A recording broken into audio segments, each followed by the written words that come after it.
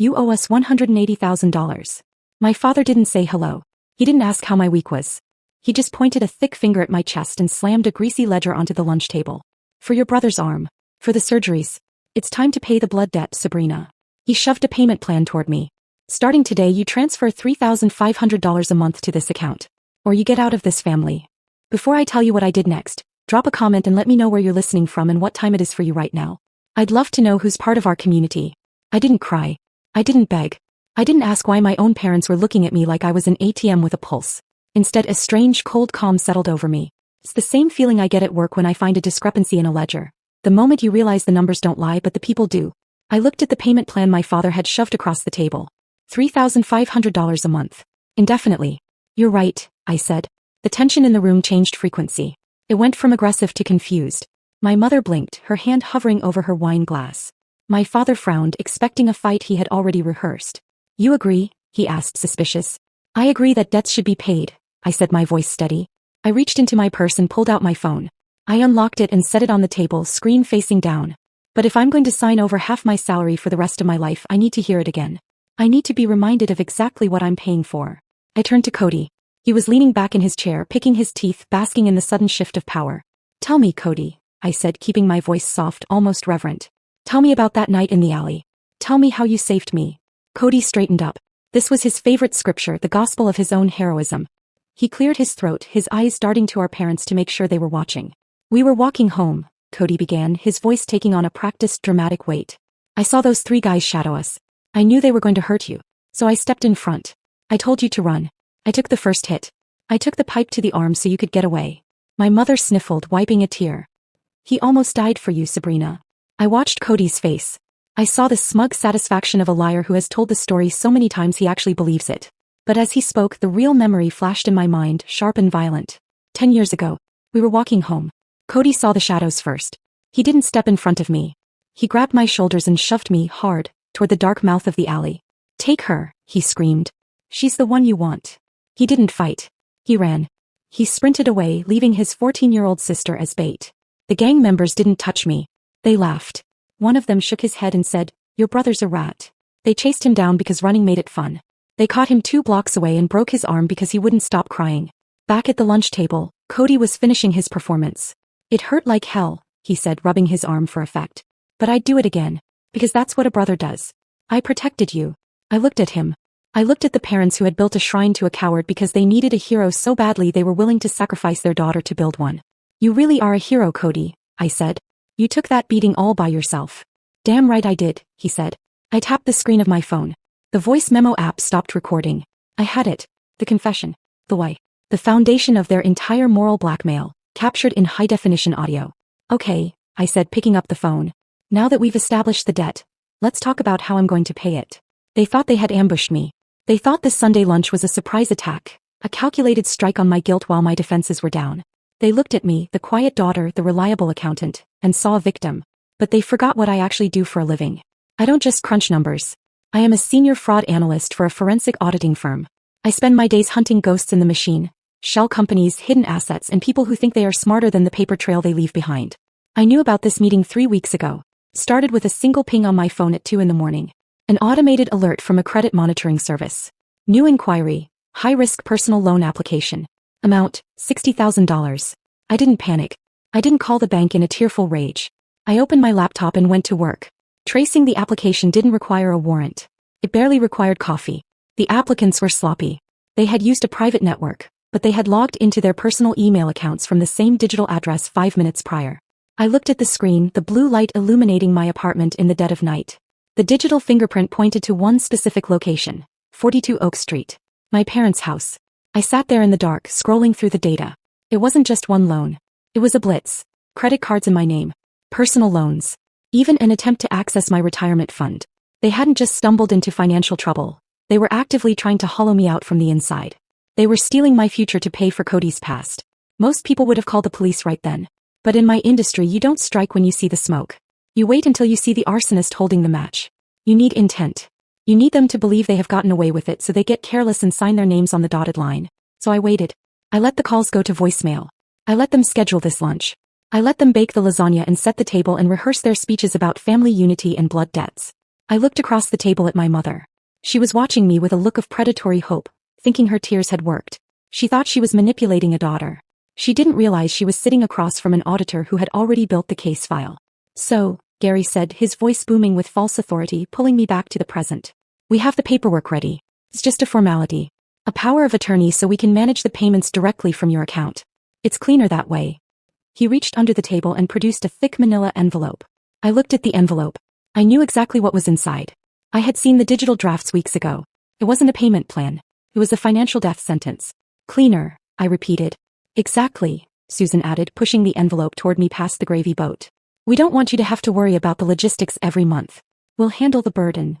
I touched the paper. It felt heavy. You really thought of everything, I said. We just want to help you do the right thing, Gary said. I smiled. It was the same smile I give to embezzlers right before I slide the evidence across the interrogation table. I can't sign this, I said softly.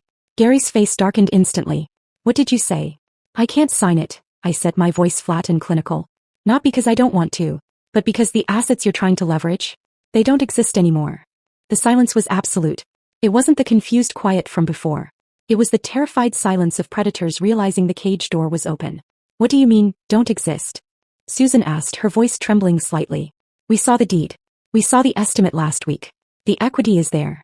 The equity was there, I corrected. 2 days ago. I reached into my bag again.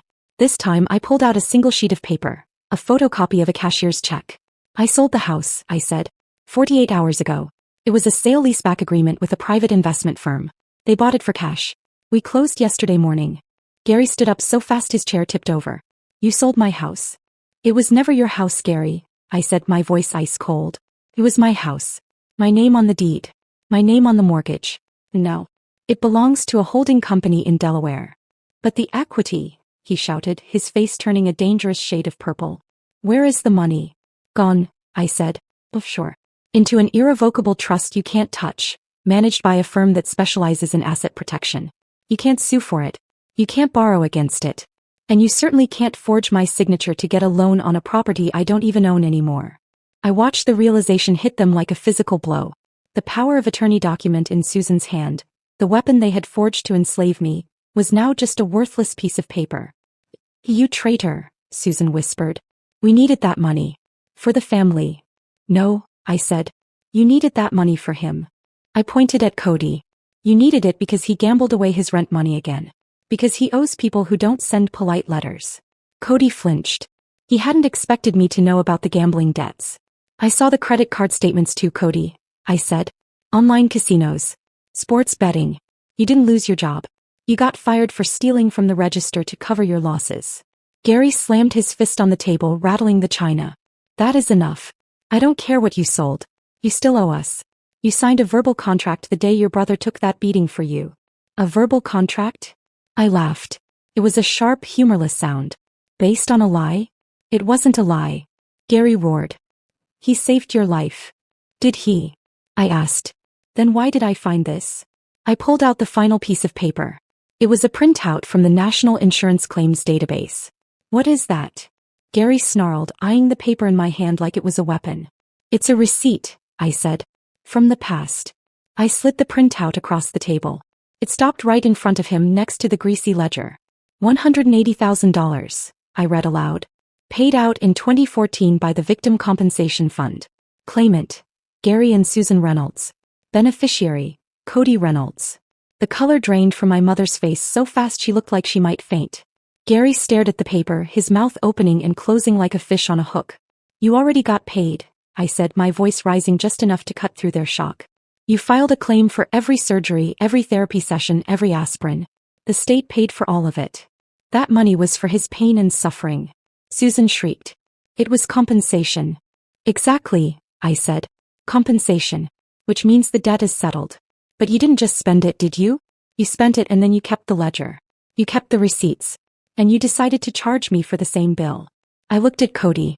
He wasn't smirking anymore. He looked sick. That's called double dipping, Cody, I said. And in the eyes of the law, it's not just greedy. It's felony insurance fraud. You can't prove we spent it, Gary stammered, desperate. I don't have to, I said.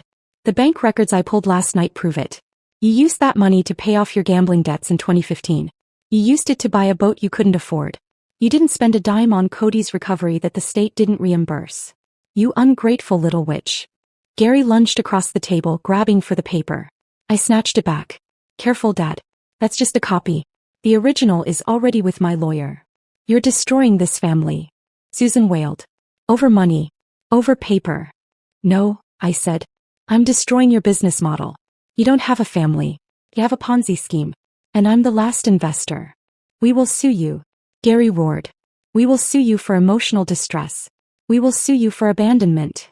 Go ahead, I said, standing up. Sue me. But know this. The moment you file a lawsuit, this document becomes public record. The insurance commission will see it. The IRS will see it. And they don't care about your sob stories. They care about the $180,000 you stole from the state and are trying to steal again from me.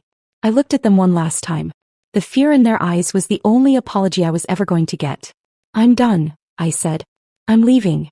And if you ever try to contact me again, I won't just send a letter. I'll send the FBI. I turned and walked toward the door. I reached for the brass handle. My hand was steady.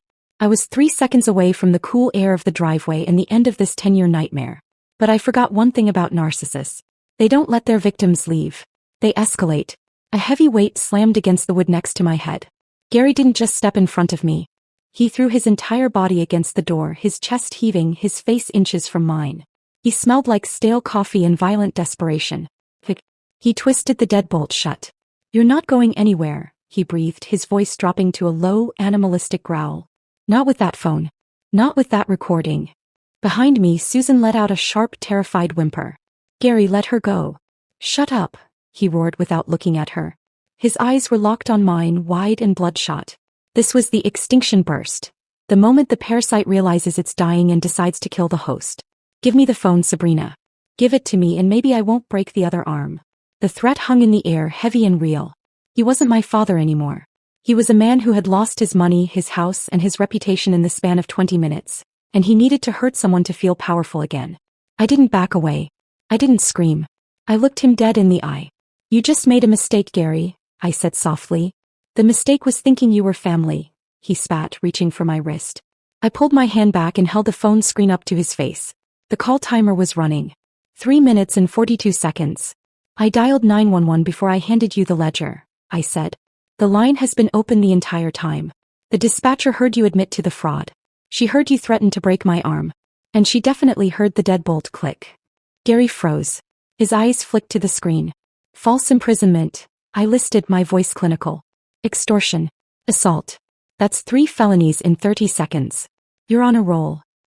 You wouldn't, he stammered, his grip on the door faltering. I already did, I said. Listen. The silence in the hallway was shattered by the wail of sirens cutting through the suburban quiet. They weren't distant. They were in the driveway. Blue and red lights flashed through the transom window above us, painting Gary's terrified face in alternating shades of bruising. Bang, bang, bang. A heavy fist pounded on the other side of the wood. Police. Open the door. Gary stepped back, his hands shaking. He looked at the door, then at me, then at the ruins of his life. He looked small. Open it, I commanded. He didn't move. He couldn't. He was paralyzed by the reality crashing down on him. So I did it for him. I unlocked the deadbolt and pulled the door open. 2 officers stood on the porch, hands near their holsters. Ma'am? Are you safe? I am now, I said, stepping out past my father. I pointed back into the house. That man refused to let me leave. And you'll want to check his pockets for a stolen insurance document. As I walked down the driveway steps, I didn't look back to see them putting the handcuffs on him. I didn't need to see it. I heard the click. And that was enough. Peace is expensive. Costs you your history. Costs you the illusion of having a family. But as I sat on my balcony overlooking the Seattle skyline, sipping coffee that didn't taste like anxiety, I knew the audit was finally complete. My phone chimed. 1 notification. State of Colorado versus Gary and Susan Reynolds. Judgment enforced. I opened the attachment. It was a summary of the clawback. The Victim Compensation Fund doesn't negotiate. They had seized the boat. They had garnished the wages. And because my parents had spent the money years ago, the state had forced an involuntary bankruptcy liquidation to recover the rest. They lost the house. They lost the cars. They lost the reputation they valued more than their own daughter. And Cody? He was facing 3 years of probation and mandatory restitution for his part in the fraud. The hero, was finally paying his own bill. I closed the email. I didn't feel happy. Happiness is too light a word. I felt balanced. I reached into my bag and pulled out a book. It wasn't old or greasy. It was a brand new black hardcover ledger with crisp, white pages that smelled like potential. I opened it to the first page. I didn't write down a debt. I didn't write down a grievance. I wrote down a single number, my net worth. The money from the house sale sitting safely in an index fund. The salary from my new job. The value of my silence. I looked at the number. It was positive. For the first time in 10 years I wasn't in the red. I wasn't an asset to be liquidated by parasites. I was a sovereign entity. I closed the book, set my pen down and watched the sun break over the mountains. The blood debt was paid in full. I hope this story reminds you that you don't owe anyone your life, not even family. If you enjoyed this, please like and subscribe for more stories of justice. And tell me in the comments, have you ever had to break a blood debt?